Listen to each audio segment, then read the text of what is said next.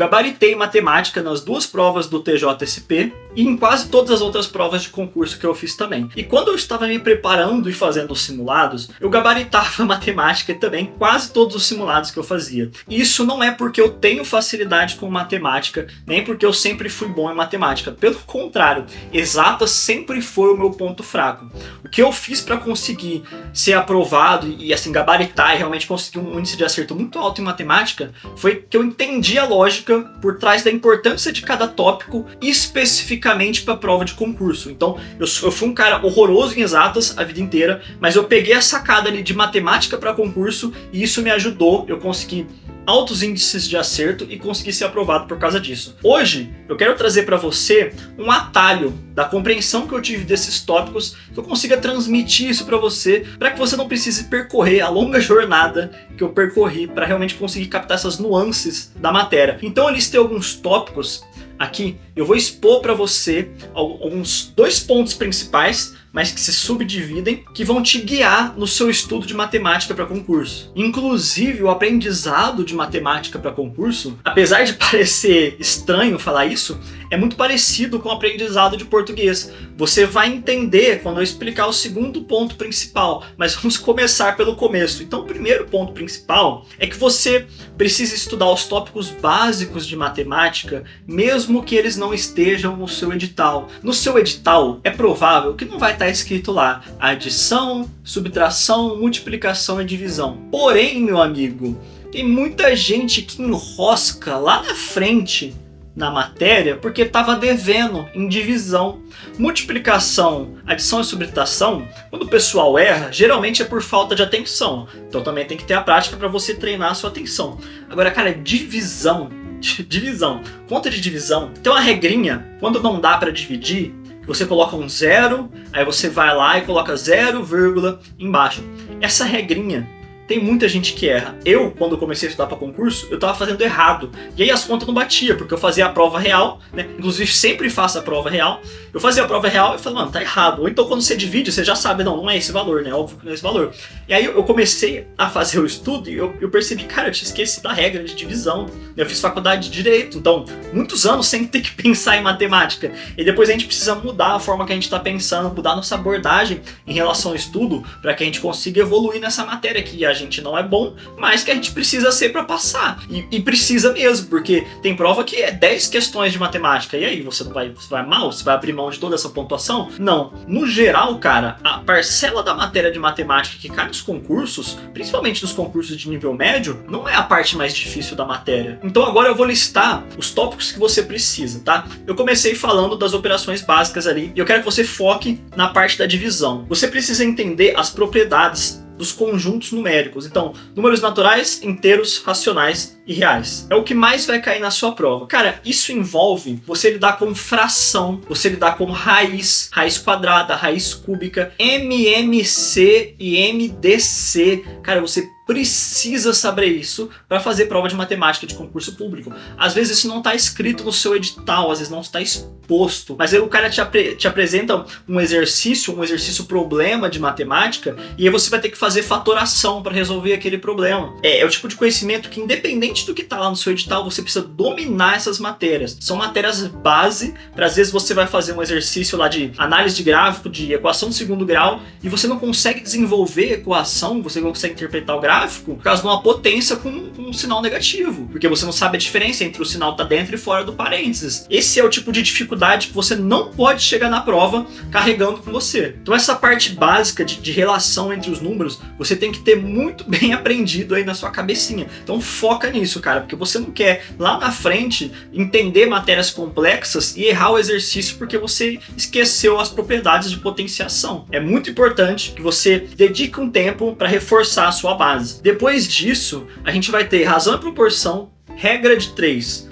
porcentagem, média e juros. Por que eu deixei essas matérias juntas aqui para falar para você? Porque todas elas meio que envolvem o mesmo tipo de raciocínio. Então é até interessante que você estude nessa ordem, vai te ajudar bastante. Razão e proporção, regra de 3, cai muito em prova de concurso público, regra de 3 composta, que não é difícil de ser feito. Cara, eu tinha muita dificuldade com a regra de 3 composta, até que um dia eu vi um maravilhoso professor no YouTube falando, cara, regra de 3 composta, coloca na mesma linha todas as variáveis daquilo que vai ser produzido, e na última linha, o que vai ser produzido, você inverte. Então coloca tudo diretamente, chega na última, você coloca o produto que vai ser produzido nessa situação problema e você inverte. Eu já tinha tentado aprender regra de texto composta de várias formas. E quando eu vi essa explicação, simplesmente não errei mais nenhum exercício. Veja a importância de você compreender a lógica por trás da matéria. Às vezes, ficar decorando é muito doloroso, é muito difícil. Pensa em razão, proporção, regra de 3, porcentagem, média e juros, que você tem que abordar uma mentalidade, cara, uma lógica, que mais ou menos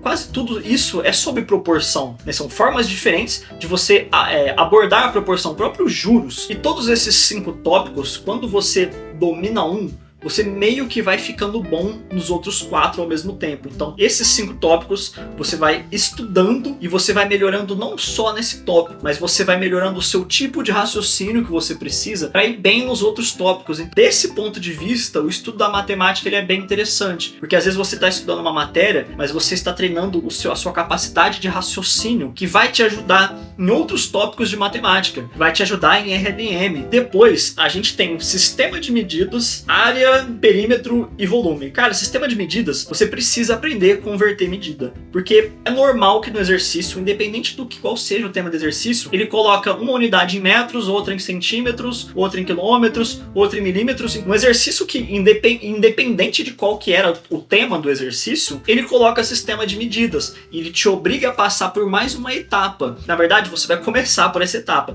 Primeiro você iguala todas essas unidades de medida diferentes, você unifica elas em uma só, de preferente naquela que está na resposta. Então, se todas as alternativas estão em centímetros, você vai converter tudo aquilo lá para centímetro. Depois você vai resolver o exercício, vai facilitar muito as suas contas. Depois você vai aprender a área, perímetro e volume. Se você avaliar o perfil da banca, você vai perceber que algumas bancas têm preferência por algumas partes da matéria. Por exemplo, a VUNESP, ela cobra muito triângulo notável, triângulo retângulo notável, que são aquelas proporções fixas de triângulo retângulo. E aí você multiplica esses números e essa proporção se mantém, e esse triângulo retângulo ele é meio que infinitamente proporcional quando você multiplica o lado dele por qualquer número. A VUNESP gosta muito de cobrar isso, e eu aprendi porque eu fiz muito exercício da VUNESP, então faça muito exercício, e eu percebi que a VUNESP gostava de cobrar isso. Aí você decora, são tipo 3, 4 principais, os números lá é bem rápido, assim, você vê 2, 3 vezes, você já decora os valores. Aí quando você bate o olho no exercício, você olha e fala, cara, eu acho que esse lado aqui é divisível por tal número. Aí você vê os 3 lados são divisíveis pelo mesmo número, você divide, cai no triângulo notável, você resolve o exercício com muita facilidade. Por quê? Porque você absorveu a parte da matéria que importa, porque você entendeu o perfil da banca, porque você fez exercícios o suficiente para te permitir desenvolver a habilidade de enxergar aquilo na hora que você estiver fazendo a prova. E assim você conquista um aprendizado real, é assim que você consegue a sua aprovação numa prova de concurso. Mais à frente, a gente tem equação e sistema de primeiro e segundo grau. Para provas de nível médio, é comum que seja 95% equação de primeiro grau. Às vezes cai uma equação de segundo grau se tiver no seu edital, tem edital que nem tá. Quando você começa a trabalhar com provas de nível superior, essa preferência ela se desloca um pouco, vai mais para as equações de segundo grau. Aí você vai ter que aprender Bhaskara e soma e produto, vai ter que aprender de verdade, porque às vezes é um exercício ali que pode fazer diferença na sua prova. Até porque quanto mais difícil, maior a probabilidade de todas as outras pessoas errarem esse exercício. Por fim, a gente tem análise de gráfico tabela e conjuntos pelo diagrama de Venn. Essa parte de conjuntos, diagrama de Venn, ela é compartilhada com RLM. Inclusive no vídeo que eu gravei sobre RLM, eu discorro sobre isso lá. Mas você tem que entender a lógica por trás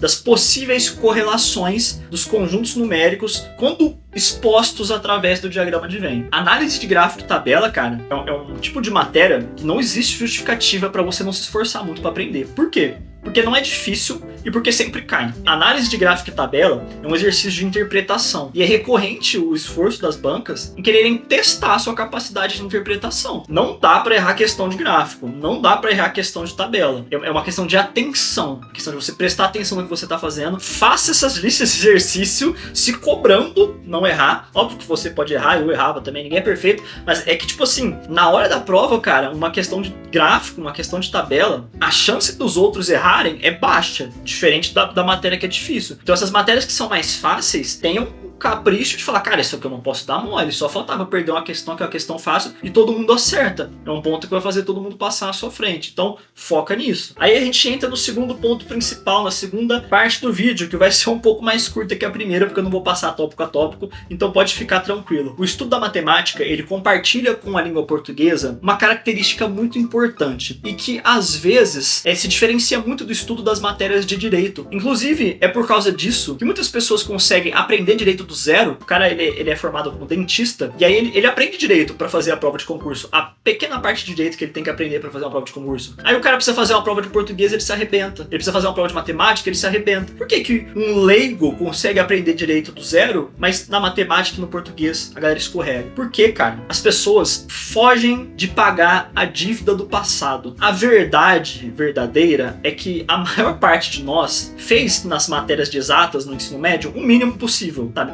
O mínimo possível para conseguir ser aprovado. E a gente consegue ser aprovado, esse que é o problema. O que acontece, cara? Chega hoje, você não lembra mais nenhuma propriedade de nada, porque você não aprendeu. Você decorava lá para fazer a prova, as fórmulas e fazia. Aí você vai começar a estudar a parte avançada da matéria, você vai começar a estudar a equação de primeiro grau, equação de segundo grau, sistemas, e você não lembra as regras de potência, você não lembra as regras de raiz, você não lembra as propriedades dos números reais, dos números racionais, etc. E aí você começa a errar exercício difícil, não porque você não sabia a matéria que o exercício abordava, mas porque na hora de fazer a parte das continhas, você já esqueceu as propriedades, ou você esquece ali na hora que você está fazendo, você deixa passar. Por quê? Porque existe uma dívida com o passado da matemática básica. Então lá no começo do vídeo eu falei pra você, cara, essas relações iniciais, essas regrinhas iniciais, as propriedades iniciais da matemática, você precisa ter isso muito bem aprendido. Aí as pessoas pegam um edital de matemática para concurso, vão aprender equação de segundo grau, vão aprender PA e PG, vão aprender as partes mais cabeludas da matéria, a pessoa erra na conta. Ela não tá com dificuldade para absorver a lógica da PA e da PG, mas na hora que ela vai fazer a divisão ali da fração, ela erra. Aí o examinador coloca lá uma potência, e você tem que fazer a conversão, coloca uma potência negativa, a pessoa erra. Então, aí você continua numa busca incessante de tentar melhorar e nunca consegue. Por quê?